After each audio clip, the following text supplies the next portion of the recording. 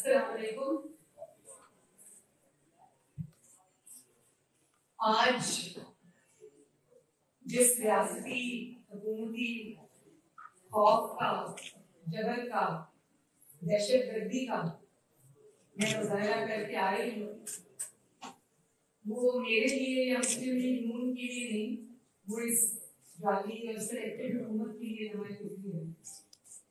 आज जिस तरह पुरअमन और निहत्ते कारकुनों के ऊपर जिस तरह पत्थर बरसाए गए, स्प्रे किया गया और जिस तरह उनके ऊपर आंसू गैस फेंकी गई, जिससे हमारे मुतअद्दिद कारकुन जो है वो जख्मी हुए, उनके सर फटे, उनको चोटें आई हैं, मैं इसकी भरपूर मजम्मत करती हूँ।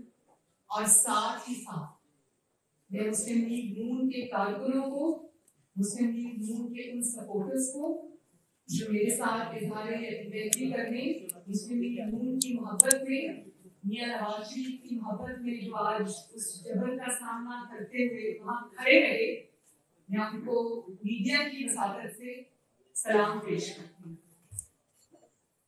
और आज मैंने पहली दफा ये मुजाहरा देखा है कि एक तरफ से पत्थर आ रहे हैं, आपको एक नैब गर्दी का सामना है, आपके ऊपर आंसू गैस और वो पानी से वो हो रही है, लेकिन कारकुन खड़ा रहा, कारकुन लगा है। मैं खराजे तस्लीम भी पेश करती हूँ, सलाम भी पेश करती हूँ, और जो लोग जख्मी हुए उनके लिए मैं दुआ दूँ कि अल्लाह ताला उनको जल्दी सेहत याब करे। और आना साहब अभी फरमा रहे थे कि जिन कारकुनों को अरेस्ट किया है उनको इंशाअल्लाह ताला उनकी जो लीगल मुआवनत है उसकी पार्टी करेगी और उनकी खबरगिरी भी करेगी। इसके साथ साथ मैं अपने जो सिक्योरिटी गार्ड्स हैं उनका भी शुक्रिया अदा करना चाहती हूँ। अनसंग हीरोज होते हैं, उनका शुक्रिया अदा करना यहाँ बहुत जरूरी है कि जब मेरी गाड़ी नैब के नजदीक पहुंची तो मुझे नहीं पता था कि उस साइड पे आवाम का एक समंदर है, मैं नहीं जानती थी क्योंकि मुझे गाड़ी में से नजर नहीं आ रहा। तो अचानक आंसू गैस और वो शेलिंग शुरू हो गई और उससे मेरी गाड़ी के इर्द गिर्द जो लोग थे वो जरा दूर दूर हट गए। मेरी गाड़ी बिल्कुल अकेली खड़ी थी, तन्हा खड़ी थी। इसी असना में सामने से नैब के दफ्तर के सामने से, बिल्कुल सामने से, जहाँ पे बैरिकेड्स लगे हुए थे उसके पीछे से, सामने से नहीं उसके पीछे से, बैरिकेड्स के पीछे से मेरी गाड़ी के ऊपर पथराव हुआ और इतने बड़े बड़े पत्थर मैंने खुद देखे। मेरी गाड़ी बुलेट प्रूफ गाड़ी थी, उसके बावजूद उसकी जो विंड स्क्रीन है वो बिल्कुल टूट गई है। उसके अंदर बहुत बड़ा एक सिरे से दूसरे सिरे तक क्रैक आ गया और इसके अलावा भी उसकी छत पे पता नहीं कहाँ से वो पत्थर आए। मेरे सिक्योरिटी गार्ड्स थे भी बिल्कुल, उनके पास कोई शील्ड नहीं थी, कोई प्रोटेक्शन नहीं थी, वो मेरी गाड़ी के आगे खड़े थे। तो मैं उनको भी खराबी तस्लीम पेश करना चाहती हूँ, उनका शुक्रिया अदा करना चाहती हूँ। और मेरे पे नैब ने अगर मुझे बुला ही लिया, अगर एक मुझेगा क्रेज इल्जाम तो लगाया नहीं कि मेरे पास उनकी प्रेस रिलीज पढ़े, ये सॉरी इनकी जो कॉल अप नोटिस है ये पढ़ा है, ये मुझे परसों मौसूल हुआ परसों। और मीडिया के जरिए बड़े चालाकी के साथ बगैर ब्लैक एंड व्हाइट में कोई चीज लाए हुए मीडिया को इंफॉर्मेशन रिलीज की और ये इशारतन ये कहने की कोशिश की कि जो रंग उसको मीडिया पे दिया गया नैब की तरफ से अनऑफिशियली कि शायद कोई जमीन है जो मैंने सस्ते दामों खरीदी है और उसमें कोई शायद मैंने किसी की जमीन पे कब्जा किया है, तो ये है नैब का कॉल अप नोटिस। इसकी आप जरा स्क्रीनशॉट ले लें। इसमें मेरे पे एक इल्जाम भी नहीं लगा।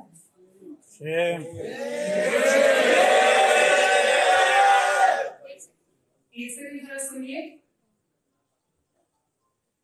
The inquiry conducted so far revealed that you have purchased land in Kalamkhana areas, Moza Sultan Ke, Moza Mal, Lakhowal and Moza Dabaki Sani district award, and in this regard, you are required to provide details of the following: details of land acquired, purchased in each of the MOSAs, year-wise breakup, sources of funds जो कि already उनके पास है, details of taxes and duties paid, provide details of subsequent sale of land if any, वो जानते हैं कि मैंने land की sale नहीं, provide details of the use of the land, whether it is being used for cultivation or agricultural purposes. ये notice है, इसमें इल्जाम कोई नहीं है, उसको बहुत वेग रखा गया है क्योंकि मुझे बुलाना मकसूद था, और अब मैं ये कहने में हक बजाने हूँ कि मुझे बुलाने के पीछे, इस वेग से नोटिस के पीछे इसमें कोई इल्जाम नहीं है,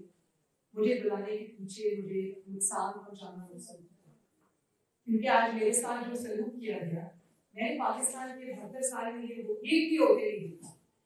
परवेज रशीद साहब मेरी गाड़ी में थे और उन्होंने मुझे जब विंड स्क्रीन स्मैश हुई तो उन्होंने मुझे कहा कि ये शुक्र करो कि ये बुलेट प्रूफ गाड़ी थी, अगर ये बुलेट प्रूफ गाड़ी ना होती तो शीशा टूटता और उसके बाद जो ईंटें नुमा पत्थर उन्होंने फेंके वो सब मेरे सर पे रहते क्योंकि मैं फ्रंट सीट पे बैठी। तो मैं इस चीज को कैसे कंज्यूम करूं, इस चीज का मैं क्या मतलब लूं, ये आप सब मेरे से बेहतर जानते हैं, लेकिन क्लियरली अगर वो बुलेट प्रूफ गाड़ी ना होती तो सामने से जिस तरह पुलिस की यूनिफॉर्म में लोग, मुझे नहीं पता वो पुलिस के थे लेकिन वो पुलिस की यूनिफॉर्म में थे, पंजाब पुलिस जनरली ये नहीं करती, लेकिन जिस तरह से वहां से वो हुआ वो मैंने अपनी आंखों से देखा, मेरे हाथ में मोबाइल था, मैंने जल्दी क्योंकि गाड़ी हिल रही थी, पत्थर लग रहे थे, तो मैंने अपने हाथों से अपने मोबाइल कैमरा से उसकी वीडियोस बनाई और एविडेंस के तौर पे उसी वक्त उन वीडियोस को मैंने फीड कर दिया। परवेज रशीद साहब का कहना है कि अगर वो गाड़ी बुलेट प्रूफ ना होती और उस गाड़ी की विंड स्क्रीन टूट जाती, उसके बाद जो पत्थर आ रहे थे वो मेरे सर पे रखते, मुझे रखते और शायद वो क्लियरली मुझे जानी नुकसान पहुंचाने की कोशिश की, या जानी नुकसान पहुंचता या मेरी हेडिंग भी हो सकती थी जिसमें मैं अभी अस्पताल में शायद पड़ी थी, मैं आपको कहना नहीं चाहती। तो जिस इंतकाम से मैं अभी आ रही हूँ उसकी हैसियत तो मैंने आपको बता दी। उसके बाद उन्होंने मुझे ये कहना शुरू किया कि आप अनऑफिशियली कि आप वापस चले जाएं, आप वापस चले जाएं, मैसेजेस आने शुरू हो गए इधर उधर कि आप मैं तो वापस नहीं जाऊंगी। मैं नैब के दरवाजे के बाहर खड़ी रही और मैंने कहा कि क्योंकि आपने मेरे पे इतना एक मुझे बुलाया है, एक ऐसे कॉल आप नोटिस में, तो मैं तो जवाब लेके आई हूँ, मैं तो जवाब दूंगी, मेरे पास सब जवाब है, मुझसे ले नहीं दीदी आप वापस जाए। राना सनाउल्लाह साहब ने फिर उनको कहा कि वो वापस नहीं जाएंगी, आप अगर लिख के देना चाहते हैं, क्योंकि आपने ये कही कि हमने बुलाया था वो हाजिर नहीं, इंविटेशन नहीं, मैं तकरीबन वो 1.5 घंटा सवा घंटा वहां खड़ी हुई, मैंने दरवाजा नहीं खोला और अंदर छुप के बैठे रहे। और राना साहब ने फिर उनको कहा कि लिख के दे, वो लिख के देने को पहले तैयार नहीं थे, फिर उन्होंने अपनी प्रेस रिलीज इशू की और कहा कि आप नमाज वापस जाएं, तो आज की जो उनकी पेशी है वो कैंसिल। सवाल वहां पर किए जाते हैं जहां सवाल करने वाले का कोई किरदार, नैब के किरदार मुझे तो बहुत पहले से पता था, नवाज शरीफ साहब को बहुत पहले से पता था, राना सनाउल्लाह साहब को बहुत पहले से पता था, शाहिद खान अब्बासी साहब को बहुत पहले से पता था, हमजा शहबाज को बहुत पहले से पता था, साद मुकीम साहब को बहुत पहले से पता था, और भी हमारे जो, लेकिन नैब के इन हथकंडों पर मुहर अब सुप्रीम कोर्ट के मुअज़्ज़िज़ जज साहिबान ने अपने रिमार्क्स और अपने फैसलों के जरिए लगा दी,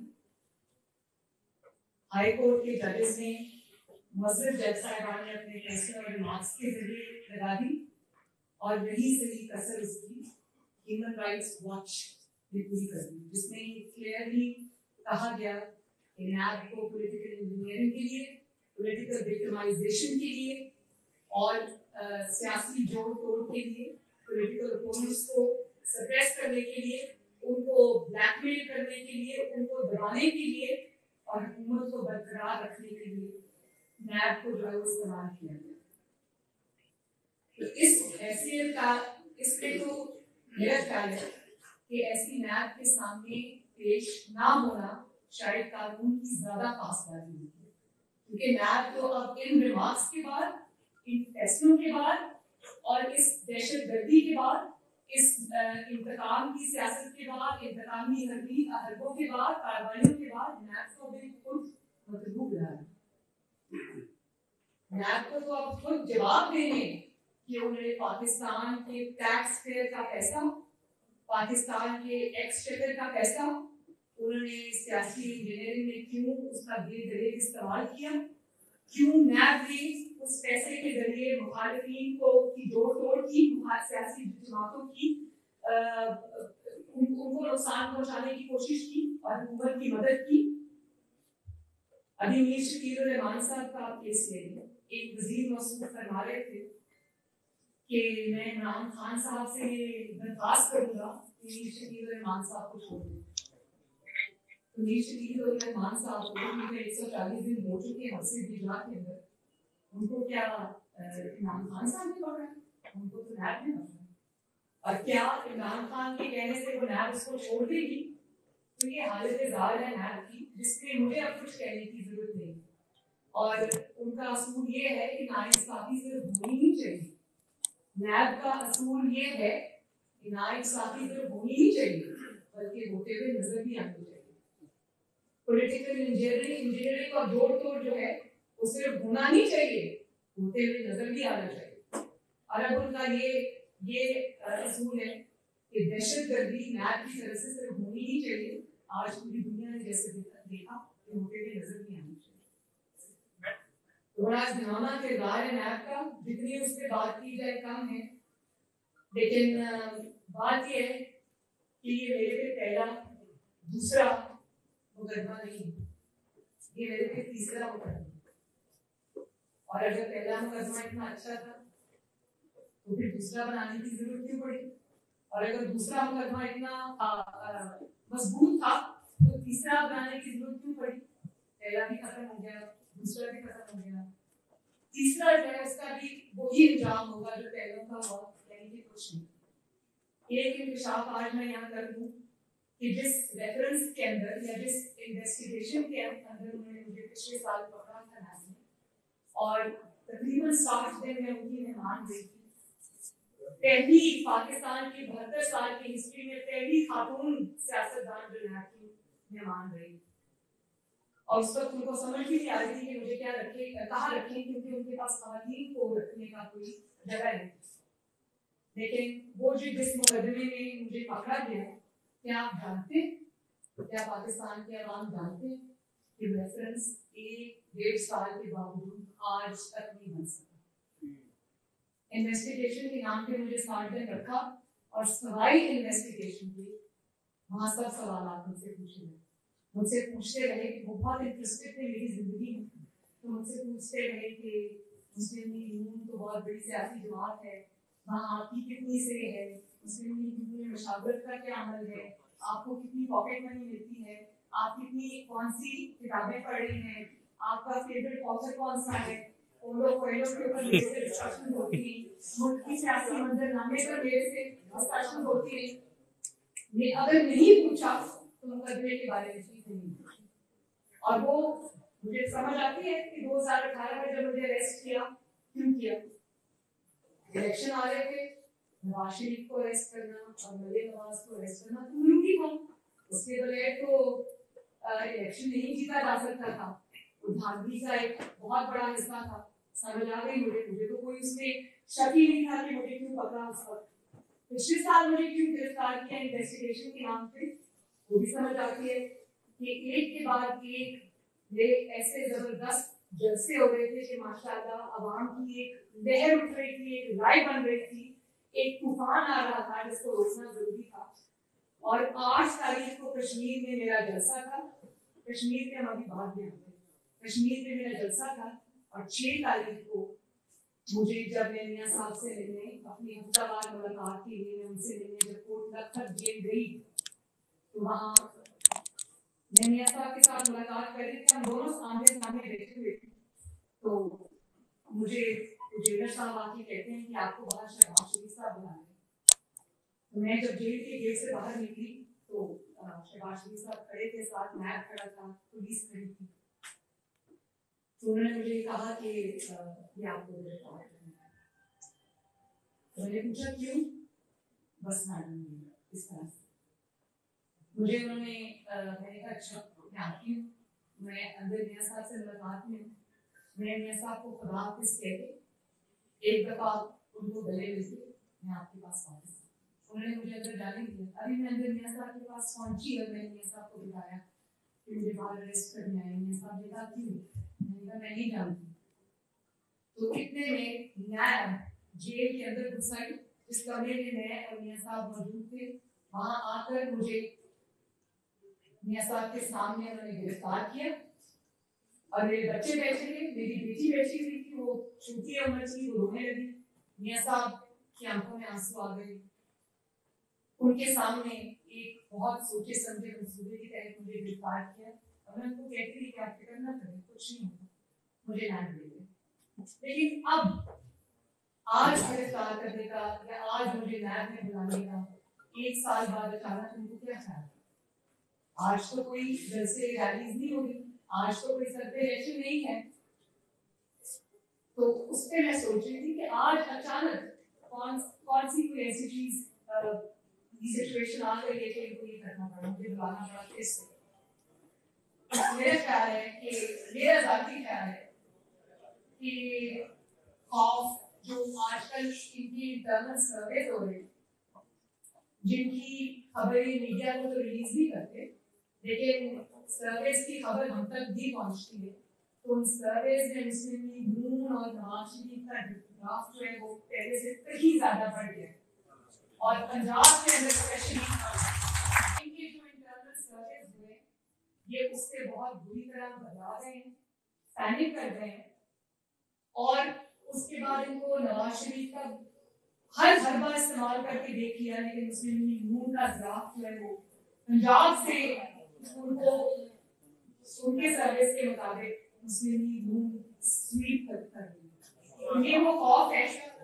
और आज मैं आपको एक और बात बताऊं कि इमरान खान साहब को बहुत शौक था इक़्तिदार में आने का, लेकिन आज इतनी नाकामियों और पे नाकामियों के बाद वो सिर्फ इसलिए इक़्तिदार से चिपके हुए कि पहले उनको आने का शौक था, अब जाने का खौफ है।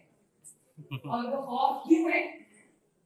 वो खौफ इसलिए है कि इतने जुल्म कर बैठे कि अब उनको सिर्फ इक़्तिदार से चिपकने में अपनी सर्वाइवल नजर आती है। ऐसे ऐसे ऐसे अल्फाज हम नहीं इस्तेमाल करते। इतने जुल्म वो कर चुके हैं कि अब उनको अपने अंजाम से खौफ आता है। तो इसलिए ये जो अब एक आप देख रहे हैं कि उसको बुला रहे हैं, उसको बुला रहे हैं, तो ये इसी सिलसिले की एक कड़ी है। पैनामा भी खत्म हो गया, इकामा भी खत्म हो गया, बाकी चीजें भी खत्म हो गई। तो मुस्लिम लीग नून ने तो बहुत सही, बहुत बर्दाश्त करनी। आपको तो अपनी फिक्र करनी चाहिए। आपका क्या होगा जब आपको जो 6 महीने की मोहलत मिली है जो वो खत्म हो जाएगी? आप तो खुद अपनी जुबान से इस बात का इकरार कर चुके हैं कि आपको 6 महीने की मोहलत मिली वार्निंग के लिए। और जो हुकूमत अब मोहलतों पे चल रही है वो अब खौफ नहीं खाएगी तो क्या? आपको तो क्लियरली कहा गया है, आपकी जुबान से हमने सुना, आपने ये कहा कि 6 महीने मिले हमें और 6 महीने के बाद वो मामला कहीं और चले जाएंगे। कहाँ चले जाएंगे ये मैं नहीं जानती, लेकिन उनको पता है कि क्या होगा। ये खौफ की जो अचानक ये पैनिक की लहर उठी है उसकी ये वजह है। और आपने फरमाया कि अब मैंने कश्तियाँ जला दी।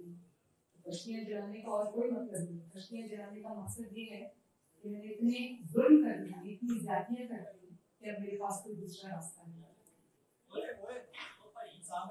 और एक बात मैं आपको बता दूं,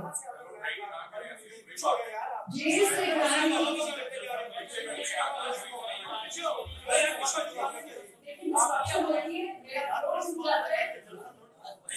प्लीज 1 मिनट, मेहरबानी जी, मेहरबानी।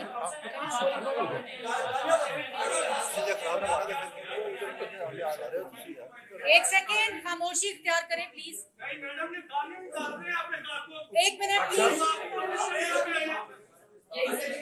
एक मिनट, एक सेकेंड। लेकिन डिस्ट्रक्शन होती है मैडम आप खामोश हैं। अच्छी बात नहीं है।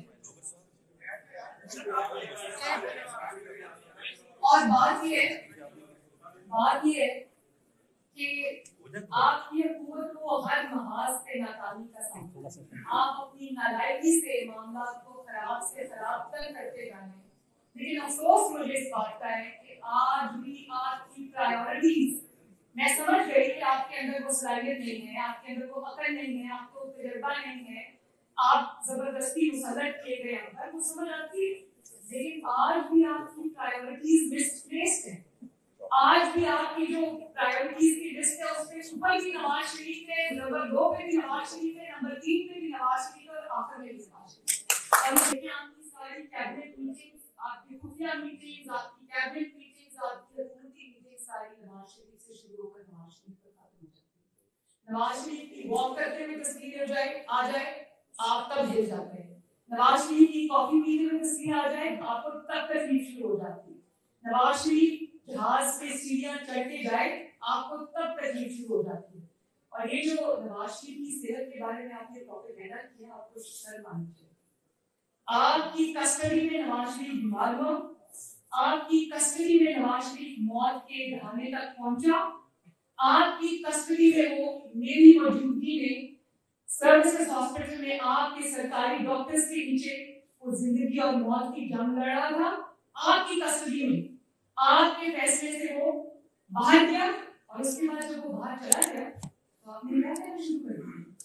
आपके वजीरों ने प्रेस कॉन्फ्रेंसेस की, आपके अपने स्टेटमेंट्स हैं कि नवाज शरीफ को सेहत को खतरा है तो इंसानी हमदर्दी के लिए मैंने जाने दिया। सॉरी, आपने इंसानी हमदर्दी के लिए उनको जाने दिया। आपको नवाज शरीफ पर रहम नहीं आया, आपको अपने ऊपर रहम आया।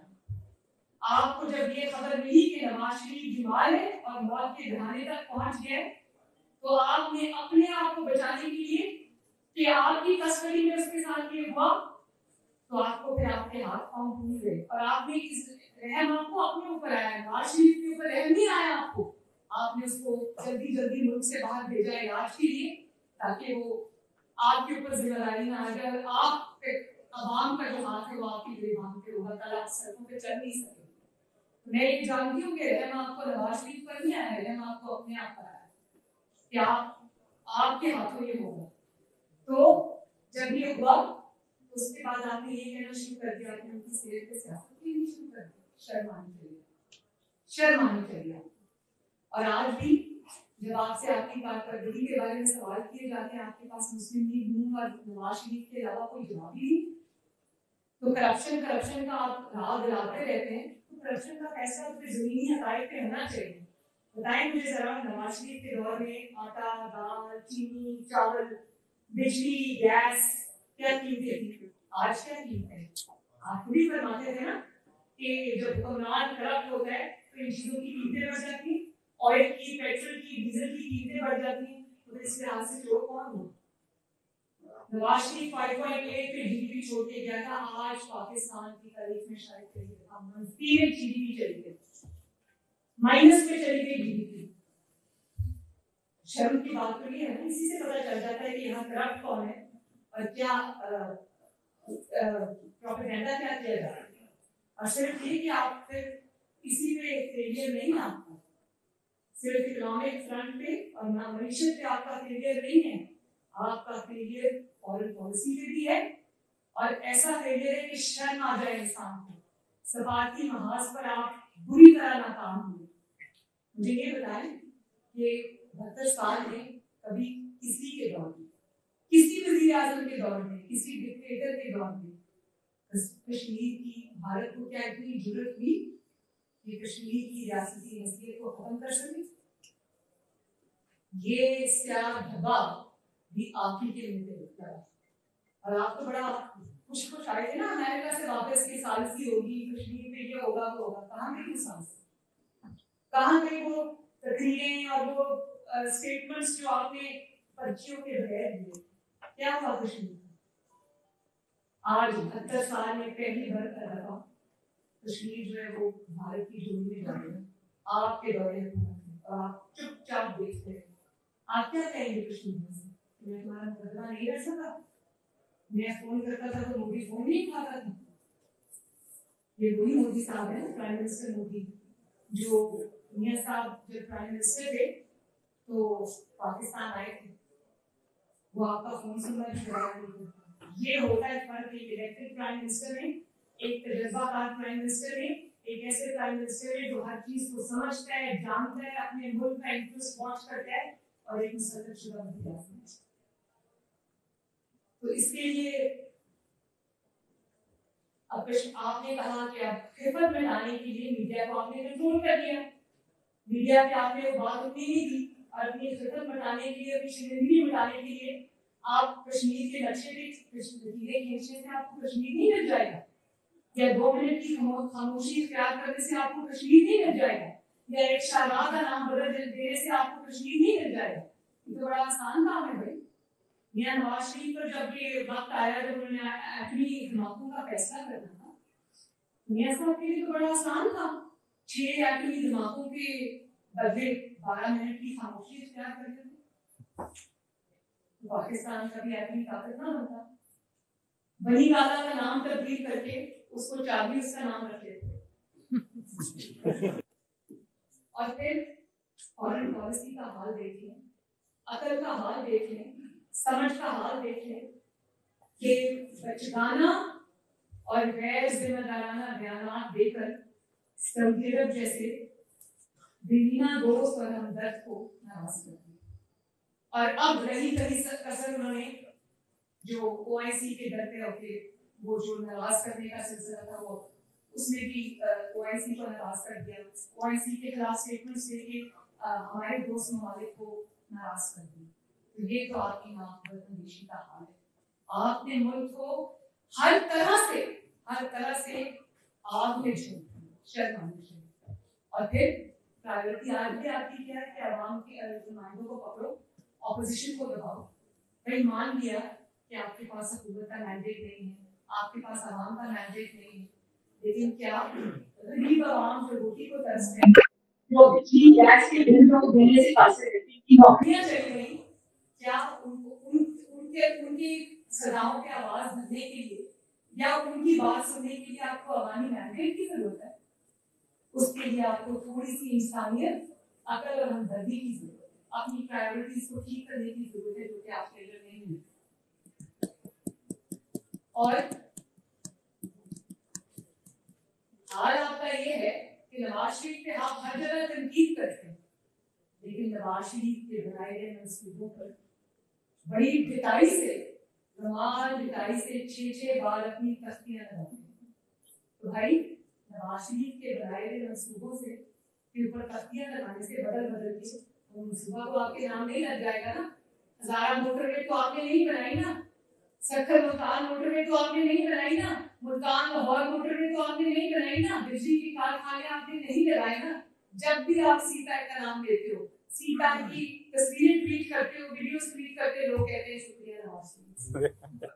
और आपकी हुकूमत जो पहले बैसाखियों के जरिए 6 महीने की मोहलत पे चल रही है, आपके लोग को अपने हलकों में जाने के काबिल नहीं, आपके एमएलए एमपीज अपने हलकों में जाने के काबिल नहीं, आप अपने अवाम में निकलने के काबिल नहीं, बल्कि जिन चंद अफराद ने आपको वोट दिया भी था वो भी आज अपने मोहल्लों में मुंह छुपाते थे, कुछ मुंह छुपा रहे और कुछ कालों को हाथ लगा रहे कि आइंदा इस किस्म के धोखे में नहीं आए। तो आपका अपना ये हाल है, तो इंशाअल्लाह ताला वो दूर नहीं है जब हम सब मिलके नवाज शरीफ की क़यादत में इंशाअल्लाह ताला इस नालायकी से बहुत जल्द लोगों को पार्टी मेरे साथ बैठी, मेरे सीनियर मेरे साथ बैठे, पार्टी का एक ही बयान है, जो नवाज शरीफ का बयान है और जो वोट को इज्जत दो का बयान है।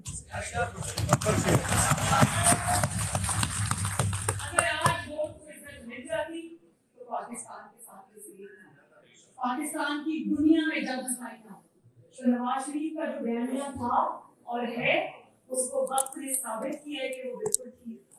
और वो नवाज शरीफ का बयानिया नहीं है, वो हमारे आईन का बयानिया, हमारे दस्तूर का बयानिया। अगर नवाज शरीफ ने उससे हटके कोई बात की है, अगर किसी ने अगर कोई चैलेंज कर सकता है तो करे। नवाज शरीफ, नवाज शरीफ, शाहिद खान अब्बासी, राणा साहब, जितने लोग यहाँ खड़े हैं, जितने लोग यहाँ नहीं है, शहबाज शरीफ साहब हो या कोई भी हो, सब एक बात पे मुत्तफिक है, वो है नवाज शरीफ की लीडरशिप और वोट को इज्जत। देखिए सबसे पहले तो मेरे लिए बोलना आसान है, खामोश रहना मुश्किल। मेरी वालिदा चली गई इस दुनिया से, मेरे वालिद इतने बीमार हो गए कि उनकी जिंदगी का मुझे कुछ पता नहीं था। डॉक्टर्स ने मेरे सामने आके 3 दिन आज मैं वो दोहराना चाहती हूँ, सर्विसेज हॉस्पिटल में जब ये मुझे कोर्ट दफ्तर से लेके आए थे, वालिद की इजाजत की तो उस वक्त 5-7 डॉक्टर्स की मीटिंग चल रही थी और उन्होंने मेरे सामने मियां साहब को कहा कि जब हम रोज सुबह ऑफिस में आते हैं तो हम ये सोच के आते हैं कि पता नहीं फिर हमें आपको देखना नसीब हो सकता। ये मैं गवाह, चश्मदीद गवाह इस बात की, मेरे कानों में सुना, मेरी आंखों में देखा, ये मियां साहब की हालत थी। तो मैंने मियां साहब के साथ जाना चाहा, मैं ही ख्याल रखती थी उनका, मैं ही उनकी ईमानदारी रखती थी, उनकी दवाइयाँ, इंजेक्शन सब मेरे पास होते थे। मुझे एक सोचे समझे मंसूबे की तहत मियां साहब के साथ नहीं जानी थी।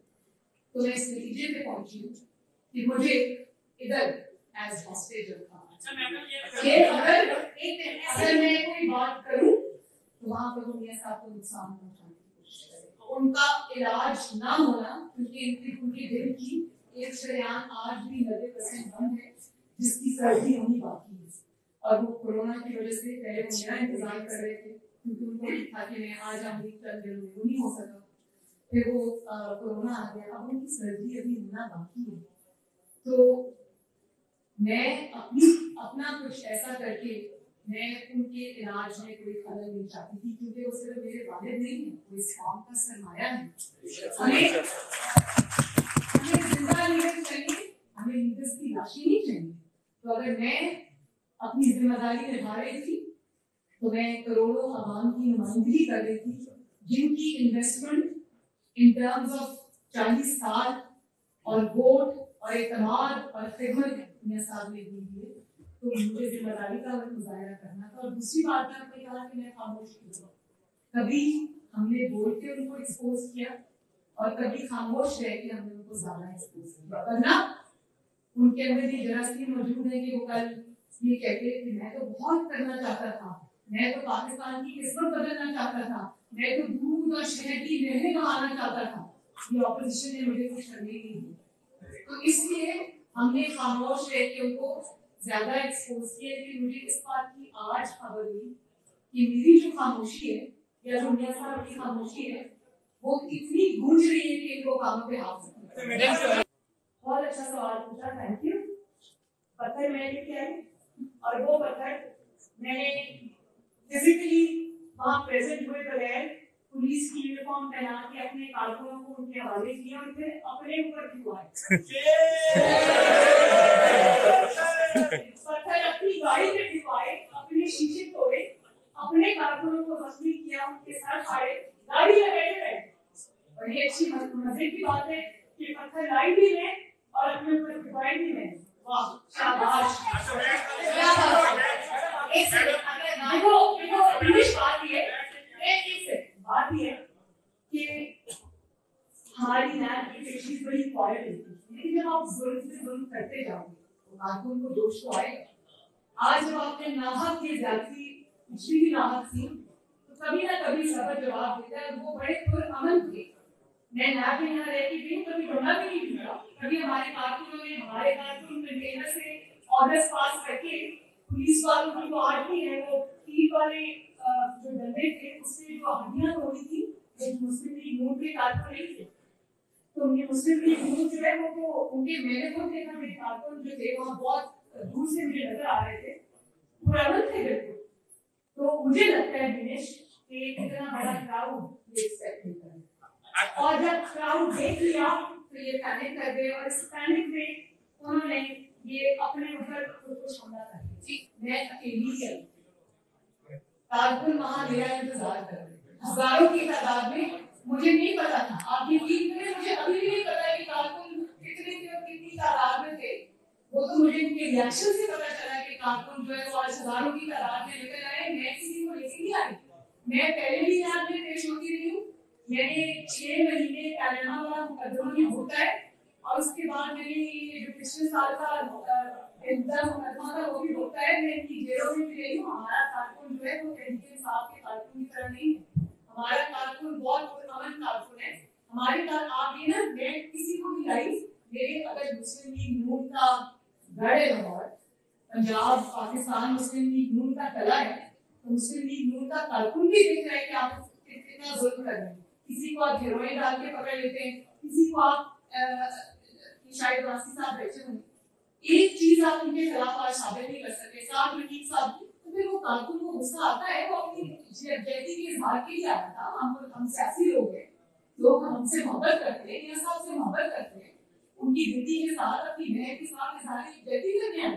मेरे साथ नहीं आए, नहीं सॉरी मैंने नहीं किया, आपको किसने कहा मैंने किया? मैं आपको स्टेटमेंट याद करा रही हूँ जो हमारे इमरान खान साहब ने खुद फरमाया, अपनी पार्टी से कहा कि हमें 6 महीने का टाइम मिला है और अगर 6 महीने में हम परफॉर्म नहीं करते, आप 6 साल में परफॉर्म नहीं कर सकते, 600 साल में परफॉर्म नहीं कर सकते।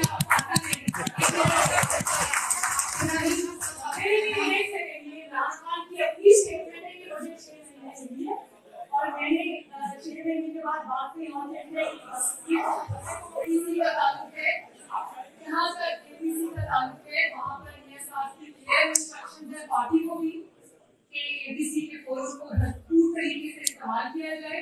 मौलाना फजल रहमान साहब की सरबराही के अंदर वो उनकी सुपरविजन में और उनको जो है वो पूरी तरह से ताउन किया जाए और जो फैसले भी हो वो ऑपोजिशन को यूनाइटेड करके एपीसी के फोरम से होने चाहिए। मुझे पता है कि मेरे साथ की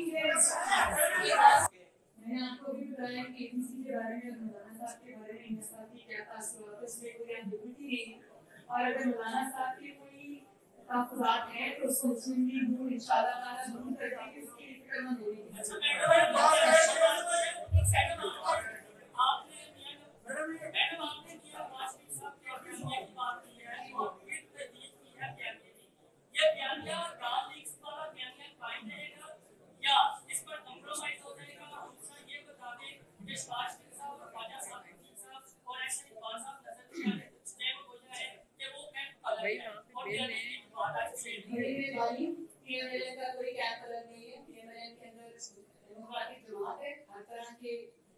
के लोग हैं, हर तरह के ख्याल के लोग हैं, हर तरह के ओपिनियन के लोग हैं और आरार डिफरेंट हैं लोगों की, लेकिन खुशी की बात ये है कि जहाँ मियां नवाज शरीफ की क़यादत आज़ादी वहाँ सब मुतहद और मुस्लिम लीग नून का जो बयानिया है वो पहले दिन से जो था आज भी है और उसी बयानिए की कीमत हम 4 साल से रखते हैं। लेकिन मेरी मासूम है इतनी आईन और कानून चलने वाली है, अपनी वाशिंगटन की अदालतों में जो दुर्गत बनी हो उसी को देखे तो उनको आज कोई प्रेस्टीज करने की जरूरत पेश नहीं आ रही। काफी बच्चे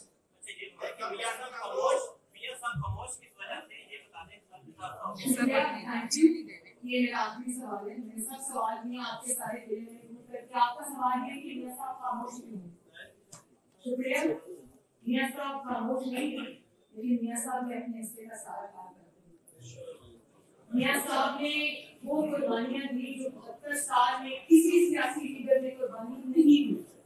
अपनी बीवी को बिस्तरे मर्द पे छोड़ के ये कानून और आईन के सामने अदालतों के सामने पेश होता तो ये था ना कि लोग कारकुनों से कुर्बानी मांगते हैं, सियासी लोगों से कुर्बानी, अपने कारकुनों से, अपने सपोर्टर से कुर्बानी मांगते हैं।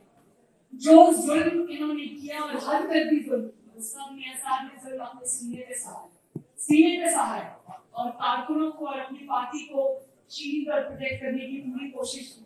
वो सारे जख्म उन्होंने अपने सीने पे पहने लिए, आपसे बात करने बाद में और अपनी वाइफ को छोड़ के आए और जब वो बीमार हो गई, सेट पे चली गई तो उनको अडयाला जेल में जहाँ मैं भी बंद थी, मेरे साथ देखा मेरी बात करा दो मेरी बीवी से और घर वालों से, उन्होंने कहा आपके मिनट खत्म हो चुके। 3 दफा से प्राइम मिनिस्टर के साथ जो पाकिस्तान का कोई भी मंसूबा उठा के देखिए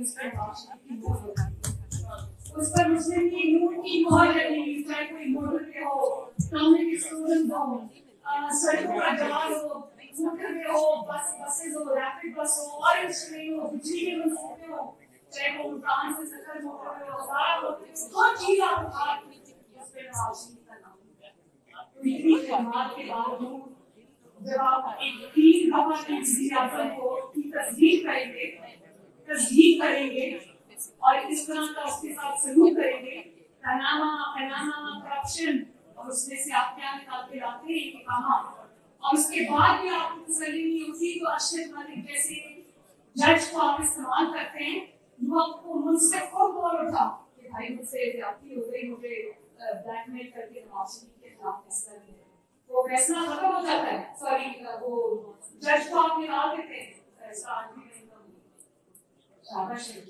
तो फिर आप पूछते हैं कि नवाज शरीफ खामोश क्यों? नवाज शरीफ ने अपने हिस्से का सारा काम कर दिया। उन्होंने जो बयानिया देना था दे दिया, उस बयानी की जो कीमत अदा करनी थी की, उसकी जो उसके लिए तकालीफ बर्दाश्त करनी थी की, उसके लिए अपनी बेटी को, अपने घर को, अपने कारोबार को, अपनी सियासी जमात को जो नुकसान पहुंचाना था पहुंचा, कीमत अदा की उन्होंने। वो ये सब काम यहाँ से निपटा के, और इंशाल्लाह ताला जैसे ही उनकी सेहत बेहतर होगी और वो वापस आएंगे और इंशाल्लाह ताला अपने काम को जहाँ से छोड़ा